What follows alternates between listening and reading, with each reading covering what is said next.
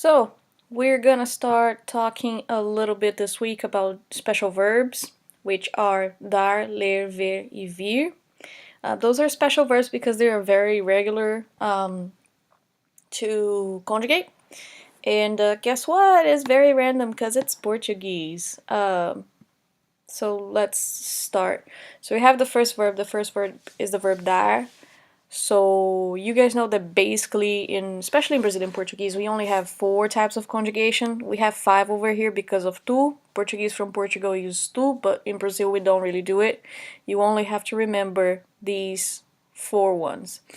Because eu dou, você, ele, ela.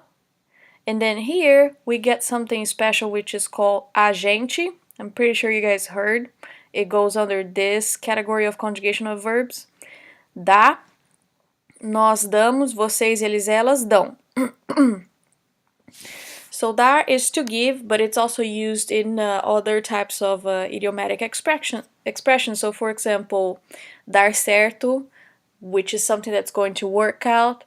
And it can be a number of things. So for example, cooking, I'm gonna bake a cake. Meu bolo, which is cake, meu bolo dá certo, ou vai dar certo. It's gonna work out, it's gonna do well. For example, also, este plano vai dar certo. This plan is going to work, or it's going to work itself out. And then the opposite of that would be não dar em nada. To come to nothing, to fail, or also that there will be no consequences. A fusão proposta não dá em nada. A corrupção no Brasil não dá em nada. Jokes apart, there's no consequences for corruption in Brazil. We can also use impersonally dar para ou não dar para, which will be like the substitute of can in Portuguese, in English. Dá para você ir à praia amanhã? Can you? So dá para comes before você. Dá is going to be conjugated for você. Well, yes, it's always on the third person. This one, when we're doing anything that is impersonal, it's going to be conjugated as você, ele, ela, always. And then this person comes after. It doesn't change. Dá para eu, dá para nós, and so on and so forth. Não dá, não. I can't. We use double negatives. You guys know this. We learned it in on our first 1101. We're supposed to have. Então não dá, não. Tenho que trabalhar. Eu queria viajar na sexta, mas não dá. I can't. So we have 2 other verbs to read. Eu leio. Você, ele, ela lê. Nós lemos. Vocês, eles, elas leem. No accent here, but you need this one. And to see. Eu vejo, você, ele, ela vê, accent, nós vemos, vocês, eles, elas veem, double E, accent, accent. No special rules over here, just memorization, unfortunately. Ter a ver is also very used in Portuguese. Is used to express having something to do with someone or something. O trabalho do Chico tem a ver com computadores, or is about computers. Chico's work has to do with computers. Chico's work is about computers. You can also use this expression, which is very informal to do so. Eu não tenho nada a ver com ela. I have nothing to do with her. I don't want to get in touch with her. I don't want to talk to her. I'm not related to her in any shape or form. And then to vir. Pay attention. Ver, and vir are very different. Not the same conjugation. Eu venho, você, ele, ela vem, no chapéu. Nós vimos, vocês, eles, elas vêm. no double E, but I have a chapéu over here. That's how I mark that's a conjugated verb for vir and not for ver. And that's basically it. We have exercises. A lot of exercises over here. We have some reading over the interior of the houses. Ouro Preto, Olinda and Ouro Preto are very historical colonial cities, and it's very interesting if you guys want to do some research on it. You can also do Rio de Janeiro, which used to be the capital of the empire, used to be the capital of Brazil until the 1960s. That's really interesting stuff about it over there. Bairros, blah blah blah. We saber e conhecer. We love this. Why? Because it's so complicated to explain. So, alright. We're going to analyze. Eu gosto muito da decoração desse restaurante, so I like the decor a lot. Mas minha tia sabe decorar melhor. She knows how. It's a knowledge, it's a skill that she knows how to do. It's an information. A casa dela é muito mais bonita. É sim, todos nós sabemos que, so we all know that, sua tia é uma decoradora maravilhosa. So we also have that piece of information that she's a good decorating person. I might be using the wrong verb, don't judge me. So, but this one holds a piece of information, all right? I know a skill. I know a piece of information about something, about someone. And then conhecer, it's more related to people and places.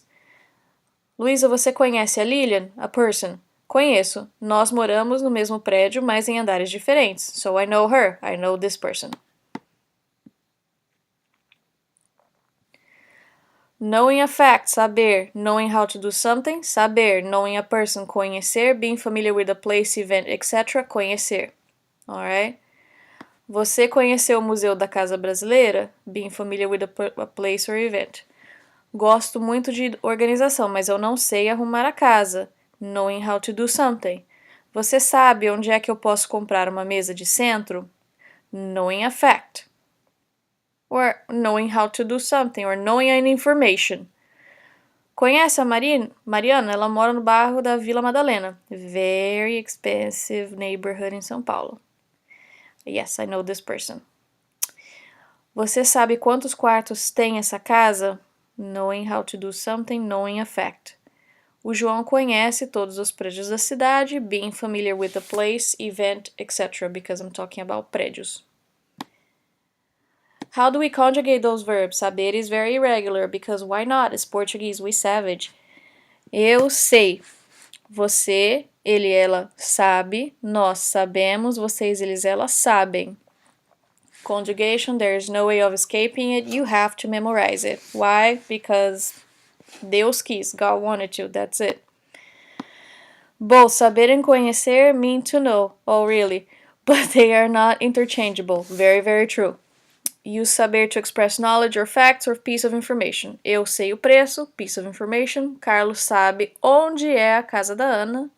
I know where her house is, so it's also a piece of information. Because I don't know her house, I know where it is, right? So that's why I use saber here. Use saber plus infinitive, which is a verb finished in an R, like this one over here, to express what you know, how to do something. Nós sabemos, verb, cozinhar. So I have this skill. I know how to cook. A Lucy sabe falar, verb finished in an R, português, ou português. Lucy can't speak Portuguese. She knows how to. We use conhecer to express acquaintance with someone or something. Conhecer also means to meet someone for the first time. Você conhece Lisboa? Lisboa is a place. Are you familiar with that place? Não conheço este livro because I've never read it. Not familiar with it. Never heard of it. Rita quer conhecer o Ricardo. Is a person. People always go with conhecer. And then we have this, saber de. Can have a meaning familiar to conhecer. How do I trigger that this looks like that? because of de. Saber de. Use it as an equivalent of to know of or to have heard. Stop. To have heard of it in English. Você sabe de uma boa agência imobiliária? I could also use this in the sense of você conhece uma boa agência imobiliária? I am asking for a piece of information. Or I am asking about a nice place. But I am focusing on the place itself, so that's why I can interchange this with conhecer. Very, very rare cases, this will not be on your exam. Eu sei de uma casa para alugar. So I know about a house that is for rent. This is a piece of information. That's how it will be saber de. But since I am focusing on the renting part, I wouldn't use conhecer over here. I would just use saber. Because renting is not a place or a person. It's an information. Activities. Da-da-da. Oh, yay, this is difficult. Mais passo. Some reflexive verbs and pronouns. Why is it difficult? Because I have to know the reflexive particle. A reflexive verb is a verb that has an action that comes back to itself, or the person that spoke it. The action reflects it upon myself, for example. Eu me visto. So I dress myself. I don't dress others. So since I am dressing myself, me visto. I conjugate this for this, and I have to use this one to make sure that this action are actually coming back to me. It's confusing because if I don't have this over here, it can be implying that I'm dressing somebody else or I'm dressing some type of clothes or whatever. But if I want to say I put clothes on myself, I have to use me also. So it's a double me. Me over here because it's already conjugated for myself, and me. Você se veste, ele, ela se veste. Reflexive verbs are those that express what people do to or for themselves. So reflexive. Minha irmã se veste rapidamente. She puts clothes on herself in a fast way. Remember the mente? Yes, it's back. Something that's not reflexive. Minha irmã veste who? Not herself, because I don't have a particle over here. Ela veste a filha rapidamente. So the action of this verb relies on somebody else. The action of this verb relies on herself. In European Portuguese, we don't care. A reflexive pronoun refers back to the subject of the sentence. In English, this may be expressed by the pronoun ending in self or selves. In many cases, Portuguese use reflexes where English does not. Very true. Eu me levanto às 7 because I get my body up at 7 a.m. That's the logic I see this through. Ninguém se veste devagar. We use gets dressed, but no one puts clothes on themselves slowly in the morning. Because you always put clothes on someone, hopefully. Or your kitty, or your dog. But still, there is a target for this verb. So negative sentence, both Brazilian and European Portuguese, the pronoun is placed immediately after the word não, or in any other negative, like the word ninguém. It's also a negative because it's no one. No, nin. In the example above. Eu não, between não and the verb. Particle, tá, always in the middle. Eu não me levanto às 7 aos domingos. Every time we have a negative with the verb that needs 2 words to make a verb, so verb and the reflexive, it always goes in the middle. Alright? In spoken Brazilian Portuguese, often tends to use reflexive verbs as non-reflexive because we are a mess, or to use another construction to avoid the reflexive form altogether because this type of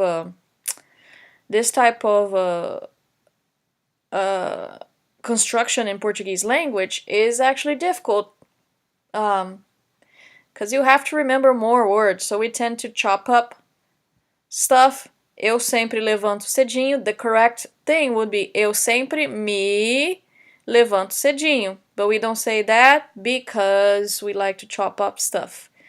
This is not correct in your exam. This is the correct one. Alright? So please try to learn how to speak in the correct way.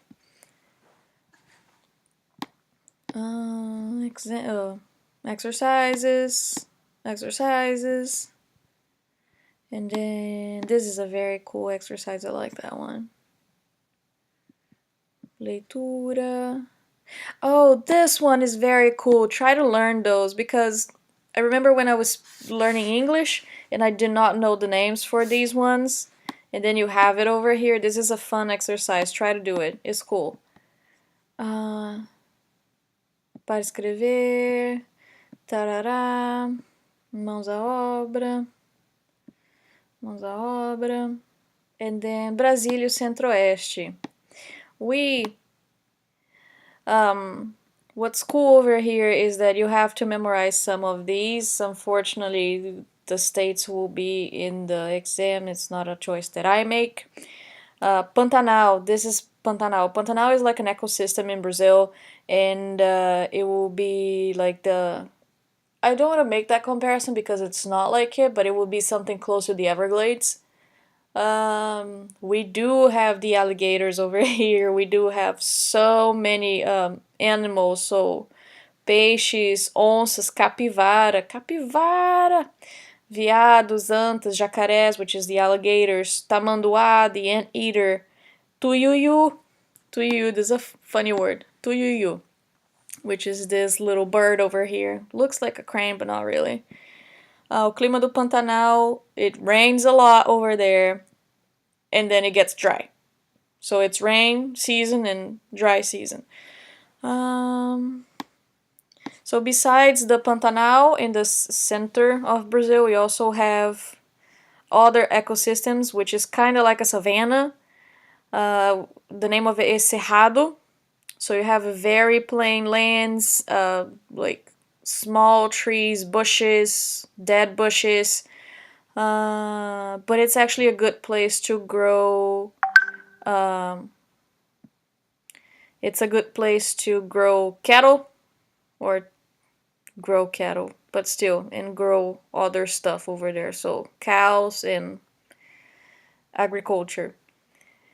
Atualmente é um grande produtor de carne. So all the meat we basically, it's from the south and from here. Feijão, soja, milho e arroz. Com o Pantanal, o Cerrado ultrapassa o território da região centro-oeste, avança. These are northeast states, besides Bolívia e Paraguay. And we also have the capital of corruption, or government, but it's the same thing. Anyway, Brasília, capital do país, Centro-Oeste, Planalto Central, no Cerrado. So they wanted, why this is here? We used to have the capital of Brazil used to be Rio, but they wanted to centralize and make sure that the central region of Brazil was occupied by more people. So they decided to move the capital of the government over there. They built a city. Brasília was built in 4 years, I believe. Durante o governo, during the government of Presidente Juscelino Kubitschek. He approved in 1956 and it was done in 1960. It was done by Lúcio Costa, urbanista Lúcio Costa, and pelo arquiteto Oscar Niemeyer. Oscar Niemeyer is the god of architecture in Brazil, very famous in Brazil and in many places of the world. Look him up. And the most interesting thing about this is that it's shaped like an airplane. So if you Google Brasilia map, it is supposed to be shaped like an airplane. And then we have the government over here. And that's it. If you guys have questions or doubts or anything, let me know. Abraços.